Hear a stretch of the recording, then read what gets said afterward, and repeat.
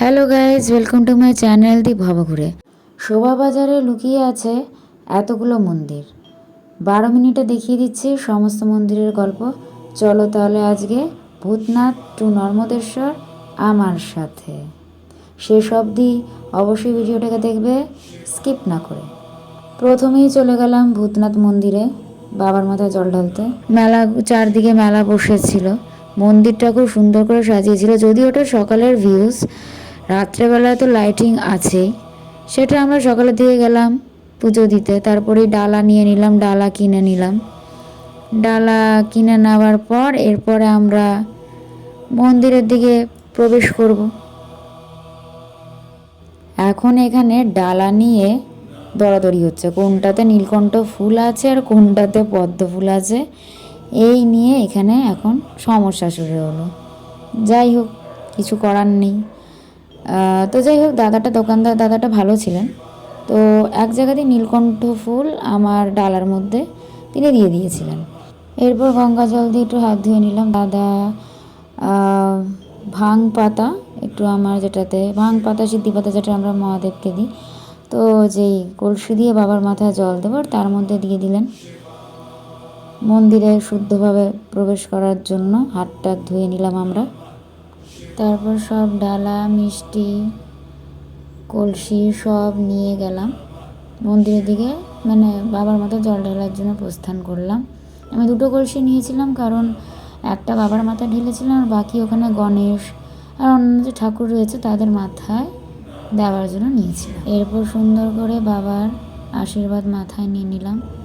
খুব সুন্দর করে ছোট করে তিলকটা পরিয়ে দিয়েছিলেন উনি, খুব ভালোও লাগছিল সত্যি। জয় বাবা ভূতনাথ, ভগবান সকলের মঙ্গল করুক, সবার মনস্কামনা পূরণ করুক।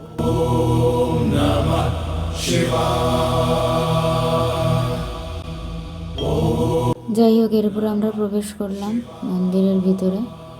এই যে মন্দিরের ভিতরে আমরা যাচ্ছি, এই যে শ্রী শ্রী ভূতেশ্বর মন্দির।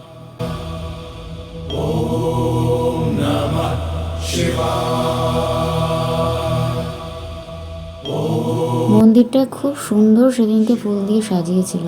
প্রতি বছরই, আমি গত বছরও গেছিলাম, প্রতি বছরই এরকম ফুল দিয়ে খুব সুন্দর সাজায়।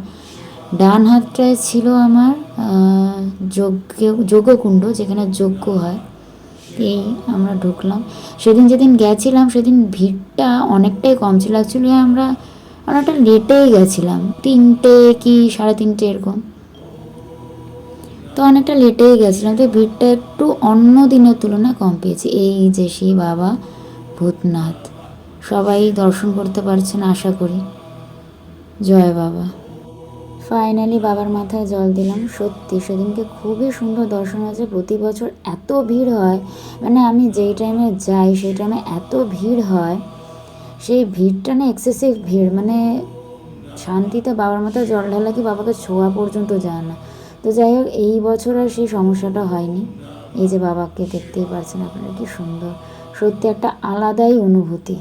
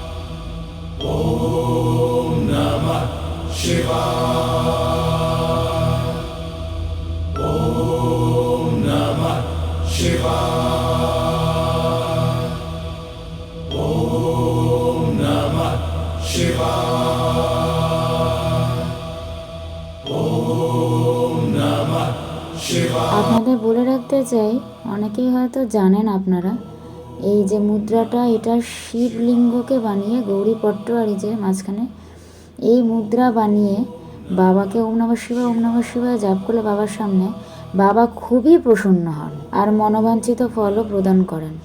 যদিও বা আমরা যেটুকু ভাগ্যে লিখিয়ে আনি সেটুকুই পাই, তাও বাবার কাছে এইভাবে প্রার্থনা করলে বাবা খুবই প্রসন্ন হন এই মুদ্রা দিয়ে। ওম নমঃ শিবায়, ওম নমঃ শিবায়, ওম নমঃ। যাই হোক, শেষ পর্যন্ত বাবাকে স্পর্শ করতে পেলাম একেবারে খুব সুন্দর করে, সত্যি জয় বাবা। এরপর কর্পূর জ্বালিয়ে বাবার একটু আরতি করে ফেললাম। ভিতরে তো আরতি করার কোনো অপশান নেই, তো বাইরে থেকে সবাই করে, বাইরে থেকে ভিতরে তো আর সবাই জল ঢালছে, ওখানে তো আর সম্ভব নয়। তো যাই হোক, বাইরে থেকেই বাবার দিকে মুখ করে বাবার আরতিটা করে ফেললাম। ওম নমঃ শিবায়, ওম নমঃ শিবায়, ওম নমঃ শিবায়, ওম নমঃ শিবায়, ওম নমঃ শিবায়, ওম নমঃ শিবায়, ওম নমঃ শিবায়। তারপর সেদিনকেই চলে গেছিলাম মোটা বাবার দর্শন করতে। এটা আমার ফার্স্ট টাইম মোটা বাবার দর্শন, এর আগে আমি কখনো এখানে ভিজিট করিনি। প্রতি বছরই আমি ভূতনাথ টেম্পেলে গেছি, বাট এই মোটা বাবা দর্শনের সুযোগ কখনো পাইনি। তো সেদিনকে যখন সুযোগ পেলাম তো দর্শনটা করে ফেললাম।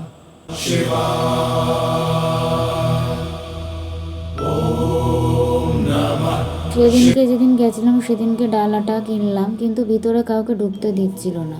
ওখানে ভিতরে যারা ছিলেন তারাই নাম গোত্র দিয়ে আপনার ডালা দিয়ে পুজোটা দিয়ে দিচ্ছিল।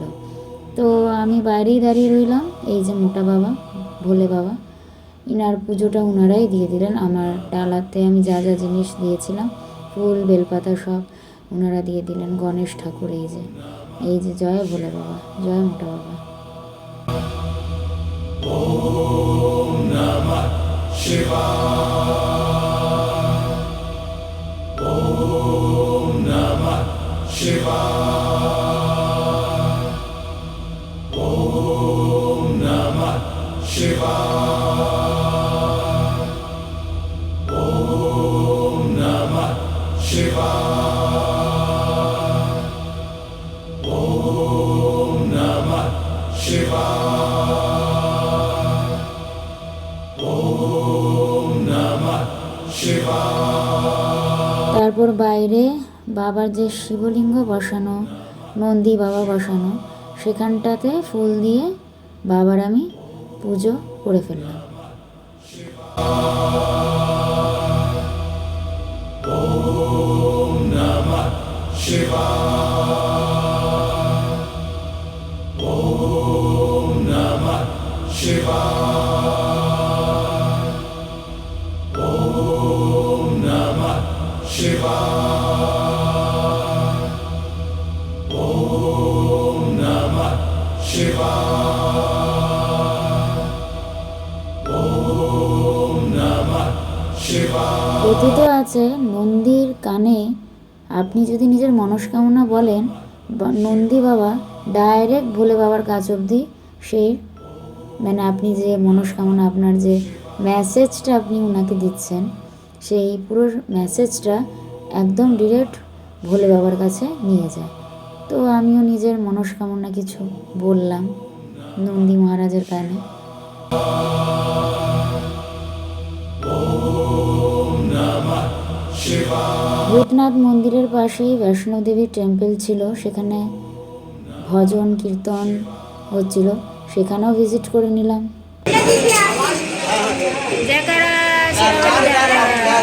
তারপর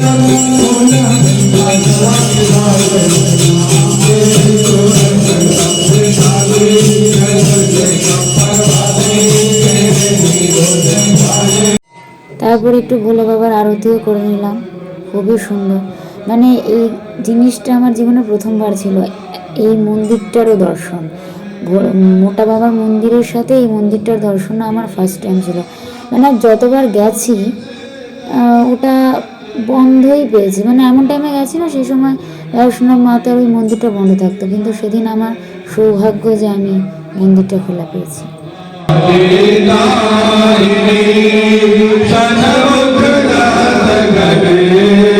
তারপর আবার সেদিনকেই চলে গেছিলাম কাশীপুরে 108টা নর্মদেশ্বর শিবলিঙ্গ দর্শন করতে। মানে সেদিনকে সত্যি এতটা ভালো দিন গেছে আমার, শ্রাবণ মাসে এই মানে সোমবারে আমার এত ভালো দিন গেছে, সত্যি কি বলবো। মানে পরপর প্রত্যেকটা এতটা সুন্দর সুন্দর তীর্থক্ষেত্র দর্শন করতে পেরেছি, এটাই আমার মনে হয় সৌভাগ্য সত্যি। আর কিছু পাই না পাই বাবাকে সেদিনকে খুব কাছে করে পেয়েছি। তিনটে মন্দির শোভাবাজারে আমি দর্শন করেছি। এই যে আপনাদেরকে কিছু ভিডিও ক্লিপস দেখাচ্ছি, এই যে 108টা নর্মদেশ্বর শিবলিঙ্গ কাশীপুরে, নিশ্চয়ই আপনারা অনেকেই শুনেছেন। কে কে গেছেন, কারা কারা গেছেন অবশ্যই কমেন্টে জানাবেন। তো আজকে আপনাদের 3টে মন্দিরের ভিডিও ক্লিপস দেখালাম, 3টে মন্দিরের দর্শন করালাম। আশা করি আপনাদের সবার ভালো লেগেছে। কোন মন্দিরটা আপনাদের বেশি ভালো লেগেছে আর কোন কোন মন্দিরে, 3টে মন্দিরের কোন কোন মন্দির আপনারা ভিজিট করেছেন, সেটা আপনারা অবশ্যই কমেন্টে লিখে পাঠাবেন। আপনাদের শ্রাবণ মাস খুব ভালো করে কাটুক, ভোলে বাবার কৃপা আপনাদের উপরে সবসময় থাকুক। আমার এরকম আরও ভিডিও ভ্লগস দেখার জন্য অবশ্যই ভবঘুরে চ্যানেলটাকে সাবস্ক্রাইব করবেন, ভিডিওগুলোকে লাইক কমেন্ট শেয়ার করবেন যদি আপনাদের পছন্দ হয়। আজকের জন্য এটুকুই। সবার শ্রাবণ মাস খুব ভালো কাটুক। দেখা হবে পরবর্তী ভিডিওতে। ততক্ষণের জন্য জয় বাবা ভোলেনাথ। নমঃ পার্বতীপতয়ে নমঃ।